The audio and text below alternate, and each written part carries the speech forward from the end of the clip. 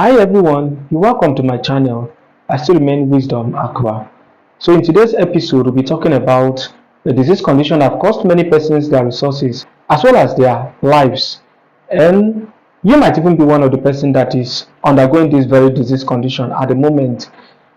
Well, I will start by letting us know what ulcer means. Ulcer simply means an erosion or excoriation on the external or internal surface of the body or skin, and it ranges from minute forms such as sores on the mouth, as well as in extensive form such as bed sores. Internally, we have the peptic ulcer, which is the concentration of our discussion today. Now, the peptic ulcer is actually an erosion or excoriation on the mucous membrane of the digestive system or alimentary canal. It might take place in any part of the digestive system, hence the name according to its location.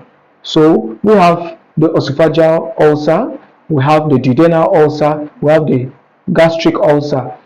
For the esophageal ulcer is that which affects the esophagus, while the duodenal ulcer is that which affects the small intestine. The gastric ulcer is that which affects the stomach. Our concentration today is peptic ulcer generally. Each of them have their unique signs and symptoms, although we are going to concentrate majorly on their general signs and symptoms, which ranges from heartburn, reflux, chest pain, backache, as well as vomiting in severe cases. Most persons may even come down with dizziness and so on. Now, in today's discussion, I want to explore other alternatives one can actually take besides medication. First of all, we'll start from the aspect of nutrition, which boils around the dieting and type of meal the individual takes. Now, for the aspect of nutrition, there are certain foods which would actually aggravate or lead to ulcer. Number one, we have gaseous food such as beans. Any meal at all, any food at all that will produce extremes of gas in the alimentary canal can actually aggravate the symptom of ulcer. Next in line, we have certain fruits such as citrus fruit, pineapple, as well as garden egg. They could actually aggravate the symptom of ulcer. We also have tomatoes as well as tomatoes based foods such as pizza, chili, and spaghetti. They could also result in heartburn. The second aspect to explore is drinks. So, alcoholic drinks or beverages can actually stimulate the signs and symptoms of ulcer. So, first I have the chocolate, caffeines, coffee, and tea, as well as carbonated drinks such as Fanta, Sprite, as much as you can mention. These drinks can actually stimulate the signs and symptoms of peptic ulcer. So as much as possible, try to avoid carbonated drinks as well as drinks that contains caffeine. They are not good at all with ulcer patients. If you could handle this very aspect, you will stay away from medication as much as possible and as long as possible. In addition to that, we also have pepper. Try as much as possible to avoid pepperish food. As much as possible, avoid pepperish food. It's not advisable for ulcer patients because it can stimulate the signs and symptoms of ulcer as it can erode the mucosal membrane of the alimentary canal, which I call the digestive system. Next in line, which happens to be the third aspect, is lifestyle and busy schedule. There are certain lifestyles that aggravate the signs and symptoms of ulcer, such as eating food very late at night. There are certain foods that needs to be eaten earlier so it can digest before you go to bed, because while asleep the system is relaxed, although gastric activities still continue but not as effective as when you are awake and still doing other activities. Now, try as much as possible to avoid eating late into the night. Also, timings where food are being eaten actually plays a role.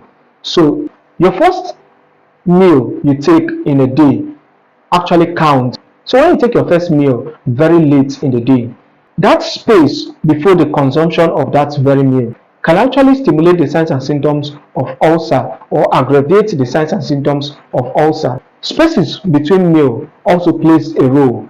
So persons who have ulcer are not supposed to stay too long from food. So as much as possible, they should be able to have something to always chew just to keep the digestive system busy without keeping it empty. Smoking, those who smoke, they tend to either come down with ulcer or their signs and symptoms seems to be aggravated. So as much as possible, avoid smoking as well as peppermint consumption or spearmint consumption. They have a way of stimulating the signs and symptoms of peptic ulcer. The fourth aspect happens to be exercise and rest. Strenuous activities have a way of stimulating or aggravating the signs and symptoms of ulcer because it depletes the glucose level in the system. The brain happens to be one of the most hyperactive organ in the human system because it works both when you are asleep and when you are awake. So as much as possible, avoid activities that will strain or stress your brain so much that you get mentally exhausted, because it will need immediate glucose to replace, and when there is no food to replace, it can stimulate the release of gastric juice, which now aggravates the signs and symptoms of ulcer. For those who are chubby, the first goal should be, as much as possible, how to cut down on your weight, because ulcer tends to thrive in fatty environment. So try as much as possible to cut down on your weight. For those who are slimmer, try as much as possible to disengage from strenuous activities. If you are athletic in nature, as much as possible, give sufficient space after meal before you engage on any exercise or activities. This is because it will actually stimulate heartburns or indigestion, because the body system is not given sufficient time to actually digest the food. It actually causes haste in the digestion, which might cause an hyper secretion of the gastrointestinal juice. Now, for your rest hour, as much as possible, try to raise the head part of your bed. So towards the head of your bed, try to raise it up to about 4 to 6 cm, so you can be able to prevent the reflux of gastric juice. Next happens to be around dressing. Try as much as possible to reduce clothes that tighten you around your abdomen. So it has a way of increasing pressure on the gastrointestinal tract, hence may aggravate your signs and symptoms. If you are to pick any object from the floor, bend at your knee and not at your waist. This is also to prevent refluxes.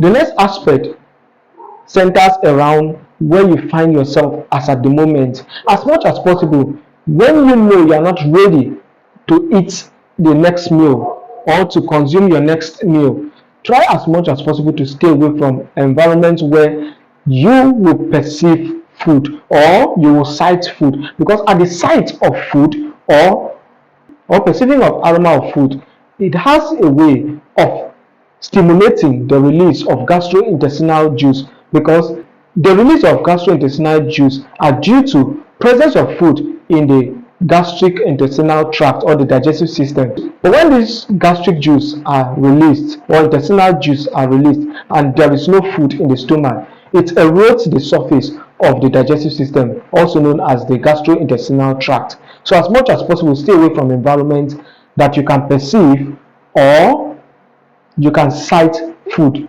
Also, go along with your own food. You can actually go with lunchbox and so on.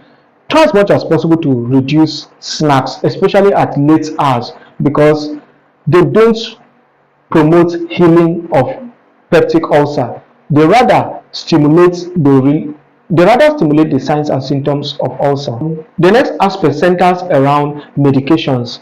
Certain medications should be avoided, more especially the NSAIDs, which are non-steroidal anti-inflammatory drugs such as paracetamol, ibuprofen, diclofenac, as well as aspirin. These medications erode the gastric surface or the mucosal surface of the gastrointestinal tract. So as much as possible, avoid them. And where they are necessary to take it, or where there is an indication to take it, please take it with food. It's advisable you take it with food, so they don't have that contact with your gastrointestinal tract. In addition to that, take sufficient water when you take these very medications, so it doesn't have the opportunity to erode the gastrointestinal tract. The final but not the least happens to be the psychological aspect. I will talk about this in another clip, but just for the benefit of this very discussion, your psychology has a way of tricking your system. For instance, if you have been diagnosed of peptic ulcer, you have this already stored in your mindset. So no matter how much people tend to convince you, you still know I have ulcer. And because of this, it has a way of stimulating the signs and symptoms. As much as possible, go along your normal life, removing your mind from the fact that you have ulcer. This has a way of tricking the body not to stimulate intestinal or gastric acids. In addition to that, just as we said earlier, when you stay around environments where you perceive or you can sight food, it has a way of tricking your mind to release the gastric juice or the intestinal juice. Hence, the aggravation of the signs and symptoms of peptic ulcer. I believe you have learned something new today. If you could keep to these practices, you will stay as much and as long as possible from medications. So these strategies have been proven over and over, and it tends to yield positive results. Try to put it into practice and you will appreciate me at the end of the day. Thank you so much. See you in my next episode.